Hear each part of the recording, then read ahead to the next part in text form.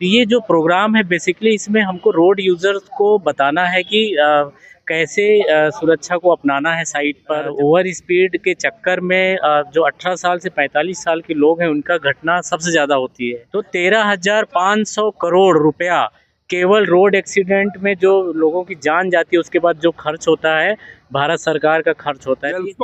Enterprises के द्वारा road safety कार्यक्रम का आयोजन किया गया है। इस कार्यक्रम के माध्यम से लोगों में जागरूकता लाने की कोशिश की जाएगी कि सड़क पर यात्रा करने के दौरान किस तरह की सावधानी बरतने की कोशिश होनी चाहिए, किस तरह से आप सुरक्षित यात्रा कर सकते हैं। इन्हीं बातों को बताने की कोशिश की जाएगी।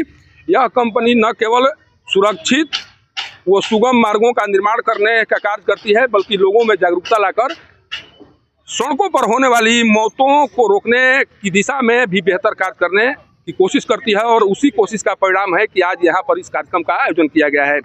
हमारे बगल में इस इंटरप्राइजेज के जीएम बैठे हुए हैं, क्योंकि इनके सौजन्य से ये कार्यक्रम हो रहा है। इस कार्यक्रम के माध्यम से क्या कुछ बताने की कोशिश हो रही है, सर से जानने का प्रयास करेंगे। सर, आज बहुत बड़े कार्यक्रम का आयोजन कराया जा रहा है। आपकी कंपनी के द्वारा न केवल सुरक्षित मार्ग का निर्माण कराया जा रहा है, बल्कि लोगों को सुरक्षित यात्रा करने के लिए कहीं न कहीं प्रेरित किया जा रहा है। क्या कुछ बताने की कोशिश कर रहे हैं आप लोग? हाँ, मेरा नाम धर्मेंद्र कुशवाहा है। मैं general manager HSC and sustainability department से हूँ, दिल्ली ऑफिस में बैठता हूँ। ये जो प्रोग्राम है बहुत ही अहम है, क्योंकि हमारे जो माननीय कैबिनेट मंत्री हैं श्री नितिन गडकरी जी, उनका अभी रिसेंटली हमने एक प्रोग्राम भी अटेंड किया था। तो उनका ये कहना है कि हर साल हमारा एक्सीडेंट का जो एवरेज था 1.5 लाख लोगों की जान जाया करती थी रोड एक्सीडेंट की वजह से। और ये हमारा दुर्भाग्य है कि ये वर्ष जो है ये बढ़ गया, लगभग 1.75 लाख लोगों की जान गई है। तो अगर इसका आंकड़ा देखें तो मैक्सिमम जो दुर्घटनाएं होती हैं ओवर स्पीड की वजह से होती है, रॉन्ग साइड से लोगों का आना होता है, और बहुत सारा जानकारी नहीं होने की वजह से भी होता है। लोगों में जो है शॉर्टकट को फॉलो करते हैं, अवेयरनेस नहीं होता है, तो इसके वजह से हो रहा है। तो ये जो प्रोग्राम है बेसिकली इसमें हमको रोड यूज़र्स को बताना है कि कैसे सुरक्षा को अपनाना है साइड पर जब भी रोड पे जा रहे हों।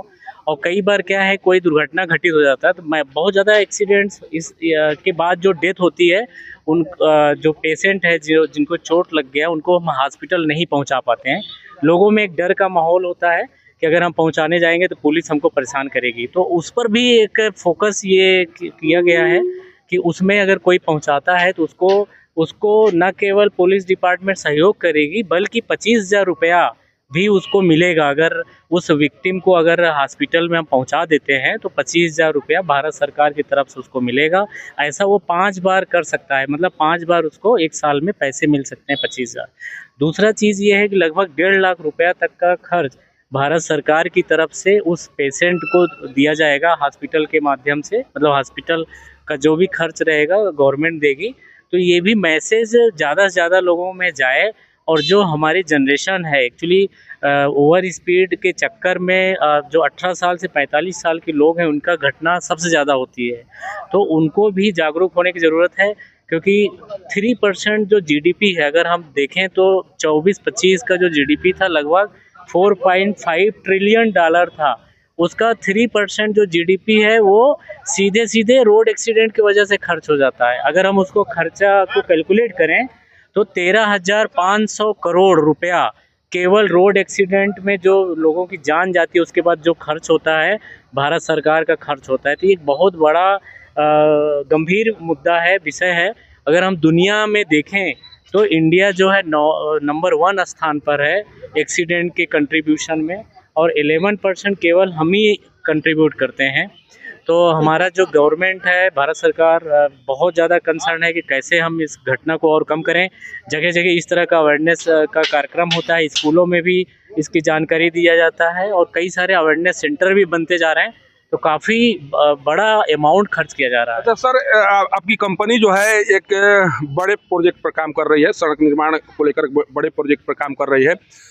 निर्माण कार्य जब आप लोगों के द्वारा किया जाता है तो किन किन बातों का ध्यान रखा जाता है, और आप जिस सड़क का निर्माण करा रहे हैं उस पर स्पीड कितना लिमिट रखा गया है? किस स्पीड से वाहन को चलाने का निर्देश आप लोगों के द्वारा दिया जाता है, या स्पीड का लिमिटेशन क्या है सर? जी, जो हमारे वर्कर्स हैं, जो कि एक कामगार हैं, देश के बहुत इम्पोर्टेंट असेट हैं, तो उनके सेफ्टी के लिए बहुत सारे अहम अरेंजमेंट्स हैं हमारे कंपनी में। चाहे वो ऊंचाई पे काम कर रहे हों तो सेफ्टी बेल्ट है, पीपीज़ है, और वो ऊंचाई से न गिरने पाएँ, या बिजली के उपकरण में मान लीजिए काम कर रहे हैं, अगर उनको करंट भी लगता है तो भी उनकी जान नहीं जानी चाहिए।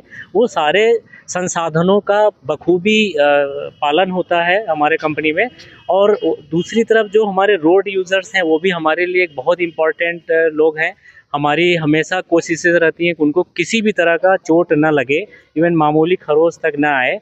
तो उसके लिए आप देखेंगे डाइवर्जन हम लोग बनाते हैं, रिफ्लेक्शन उसमें पर्याप्त रहता है, साइन बोर्ड से पूरा भरा रहता है, जो आईआरसी कोड है, चाहे वो हमारा 67 हो या 55 हो, उसके मुताबिक दिया रहता है। तो जहाँ कार्य क्षेत्र है वहाँ हमारा स्पीड लिमिट कम हम लोग रखते हैं। आप देखेंगे 60 रहेगा, 40 रहेगा, 30 रहेगा, लेकिन कई बार लोग तेज़ी से गाड़ी ले जाते हैं, तो उसके लिए हम रंबल स्ट्रिप बनाते हैं, एक रोड स्टड्स होता है वो लगा देते हैं, ताकि अगर कोई नींद आ गया, मोबाइल फ़ोन यूज़ कर लिया, तो अचानक वो आवाज़ आने से वो जाग जाए। और आप देखेंगे सोलर ब्लिंकर का भी इस्तेमाल होता है कि कहीं ना कहीं रोड यूज़र्स को दूर से ही समझ में आ जाए कि आगे कार चल रहा है। लेकिन कई बार लोगों में क्या है, ध्यान नहीं देते हैं, लापरवाही से चलाते हैं, तेज़ी से चलाते हैं, जिसके वजह से घटना हो जाती है। उसके बाद भी हमारा टीम रहता है कि उनको सपोर्ट करें, उनको किसी भी तरह का दिक्कत ना आए। तो इस साइट पे अगर हम देखा जाए तो हम लोग पूरी तरह से केयर किए हैं। अगर आप देखेंगे डाइवर्जन पूरा चमकता रहता है रात में, सोलर ब्लिंकर्स लगे रहते हैं। जी सर, वाराणसी से लेकर औरंगाबाद तक के कार्य को पूरा करने की जिम्मेदारी आपके ऊपर दी गई है। एक भरोसा व्यक्त किया गया है एनएचआई के द्वारा या भूतल परिवहन विभाग के द्वारा। कब तक उस कार्य को पूरा करने का लक्ष्य रखा गया है और सुरक्षित यात्रा कब से शुरू हो जाएगी सर?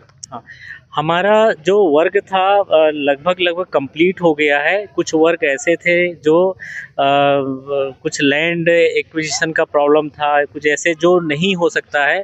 फिलहाल अगले 2-3 महीने में हमारा वर्क हो जाएगा। अगर हम बात करें औरंगाबाद में, तो केवल एक सेक्शन है जहाँ पे थोड़ा सा काम बचा हुआ है, तो 2 महीने के अंदर में लगभग हमारा वर्क पूरा हो जाएगा, पूरी तरह से कंप्लीट हो जाएगा। अब कहीं अड़चन नहीं दिखाई पड़ रही है, वर्क में कहीं दिक्कत नहीं आ रही है?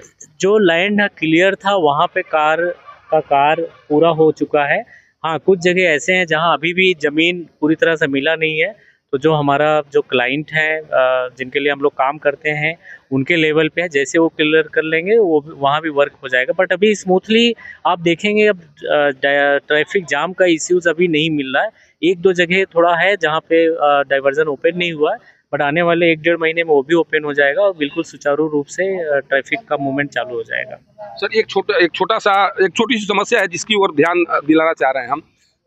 निर्माण कार्य के दौरान धूल उड़ने की जो समस्या है, उसको लेकर तरह तरह की बातें सुनाई पड़ती है। कहा जाता है कि जहाँ पर वर्क हो रहा है वहाँ पर पानी का छिड़काव नहीं होने के कारण प्रदूषण बढ़ने की समस्या दिखाई पड़ती है। प्रदूषण का मामला कहीं न कहीं सामने आता है।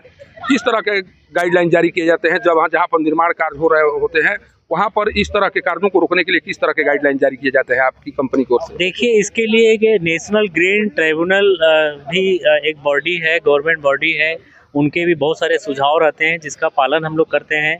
अगर इस साइट की बात करें तो हम लोग पॉन्डेस यूज़ करते हैं, मिट्टी के जगह पे पॉन्डेस एक तरह से कचरा ही है, जो कि नेशनल थर्मल पावर प्लांट का स्लैग है, वो हम लोग यूज़ करते हैं। एक इन्वायरमेंट के दिशा में एक अच्छा पहल है हमारे कंपनी द्वारा। तो कई बार वो उड़ने लगता है, तो उसके लिए आप देखे होंगे ग्रीन नेट हम लोग ढकते हैं और स्प्रिंकलिंग सिस्टम रहता है, टैंकर बहुत सारे लगे होते हैं, उसका डाटा भी हम लोग मेंटेन करते हैं और हम लोग करते हैं। हाँ, कई बार ऐसी प्रॉब्लम शुरू हो जाता है कि थोड़ा डस्ट का प्रॉब्लम, जैसे आंधी तूफान आ रहा है और यहाँ चूँकि पूरा ओपन एरिया है तो चांसेस थोड़ा बढ़ जाता है, बट हम लोग पूरी कोशिश करते हैं कि डस्ट एमिशन ना हो, कम से कम हो।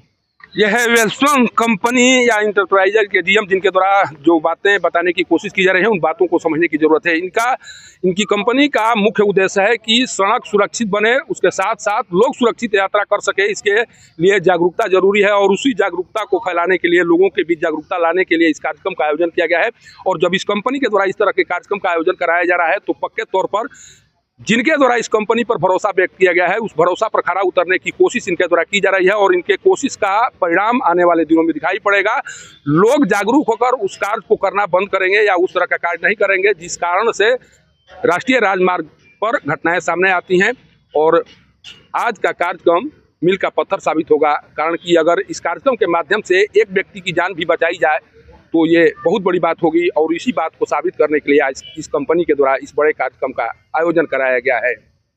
सासाराम से पब्लिक न्यूज के लिए सत्येंद्र चौबे की रिपोर्ट।